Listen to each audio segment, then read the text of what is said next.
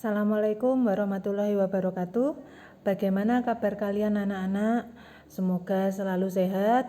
Jangan lupa selalu pakai masker. Jangan keluar rumah kalau tidak penting. Selalu punya paketan pastinya, karena sampai sejauh ini kita masih mengadakan pembelajaran di rumah. Bulat tetap di sekolah, tapi kalian masih di rumah karena pandemi corona atau pandemi COVID ini belum berakhir. Oh ya, sebelum kita memulai pelajaran, mari kita awali pembelajaran kita pada pertemuan kedua ini dengan bacaan basmalah bersama-sama. Bismillahirrahmanirrahim.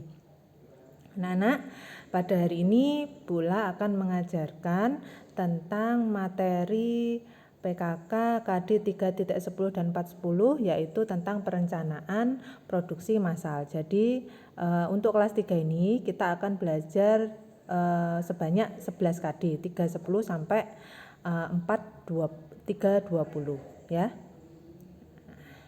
Kemudian ini materi yang pertama, menetapkan skala proses produksi.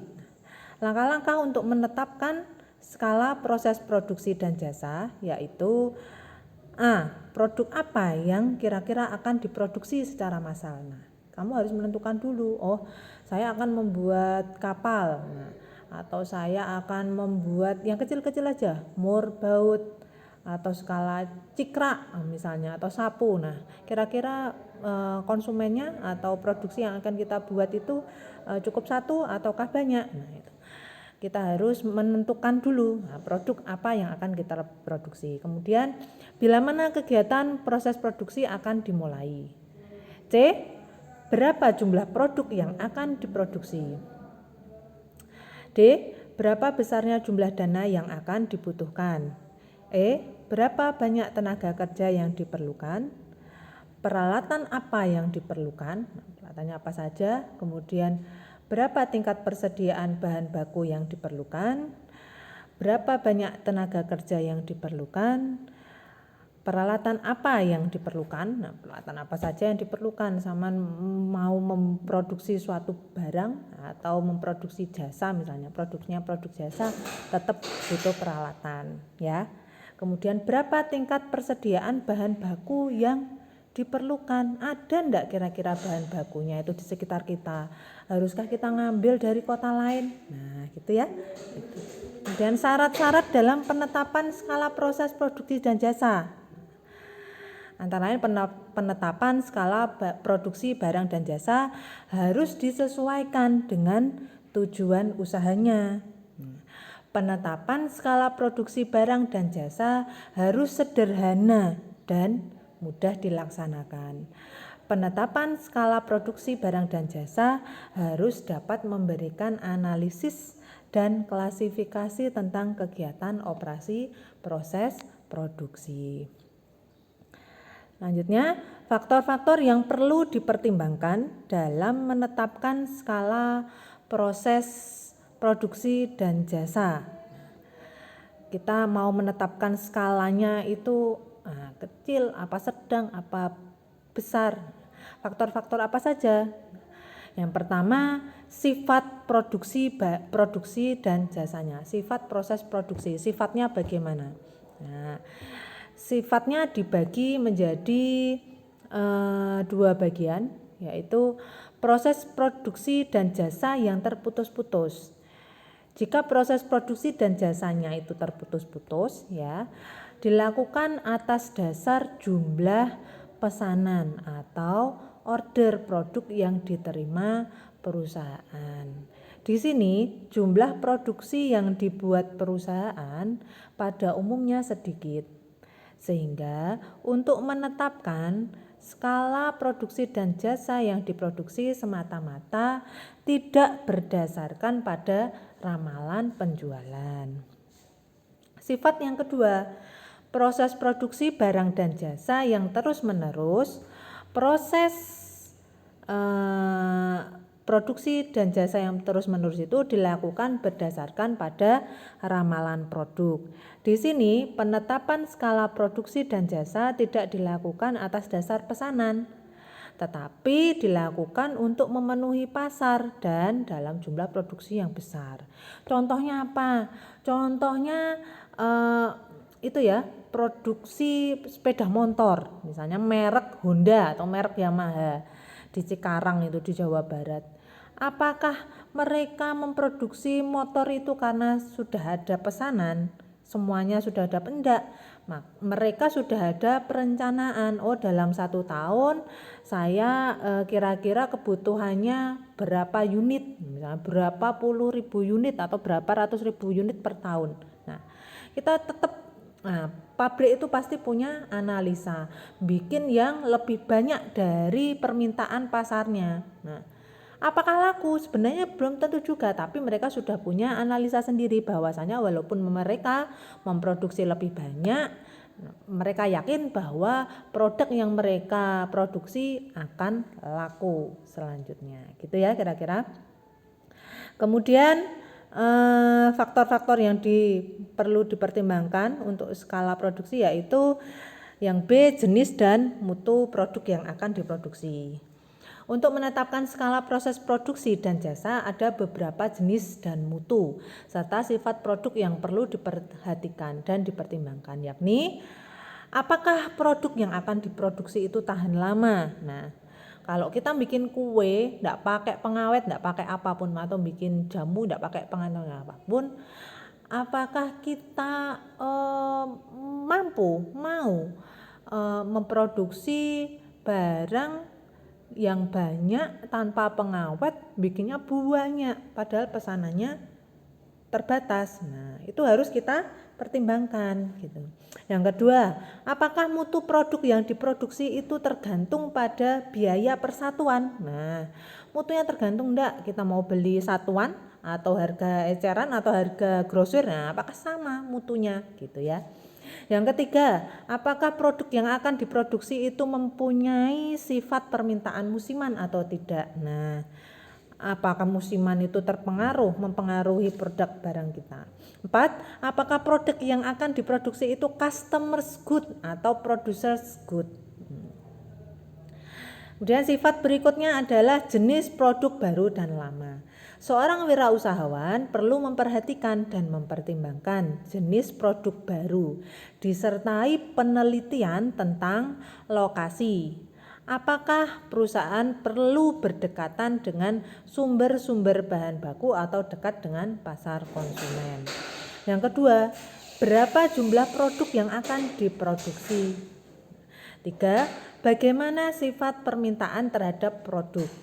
Apakah musiman ataukah terus-menerus atau sepanjang masa? Nah, sifat permintaannya merupakan bagian dari jenis produk. Kemudian tahapan-tahapan pada penetapan skala proses produksi dan jasa. Yang pertama adalah routing. Routing adalah menetapkan dan menentukan urutan-urutan proses produksi dari bahan mentah sampai menjadi produk akhir.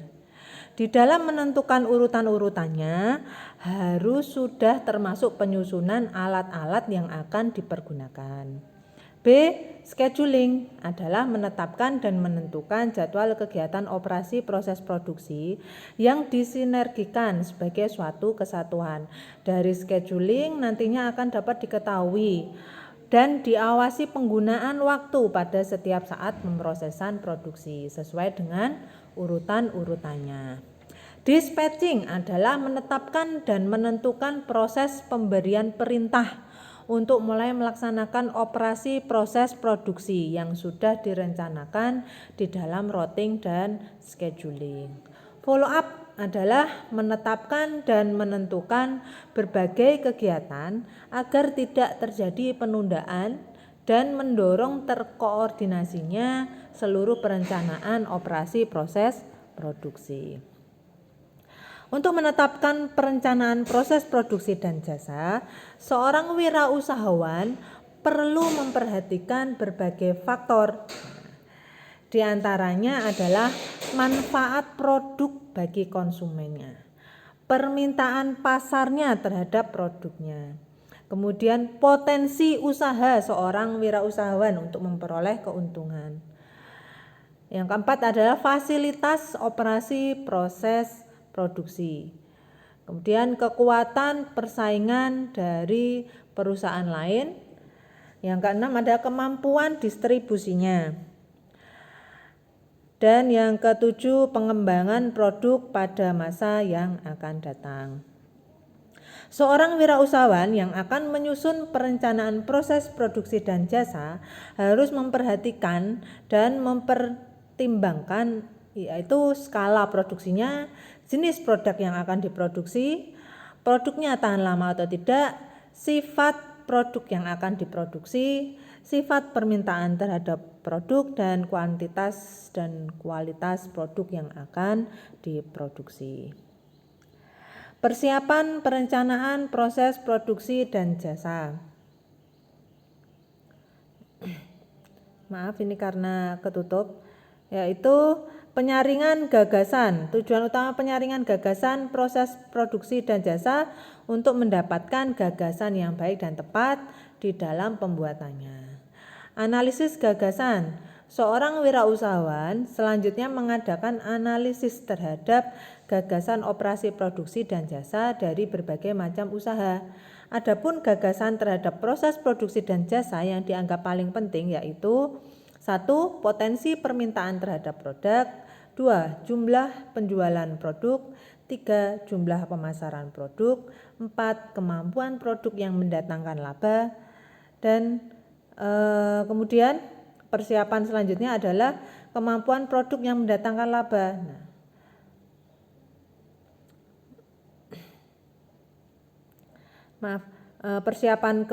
Persiapannya kemudian adalah percobaan proses produk. Nah, untuk percobaan proses produk ini ya terdapat dua hal yang penting, yaitu dari tahap pengelolaan gagasan, kemudian perusahaan menghasilkan produksi yang dapat dipertanggungjawabkan baik secara teknik maupun komersial. Kemudian berikutnya persiapan perencanaan proses produksi dan jasa, yaitu uji coba produk.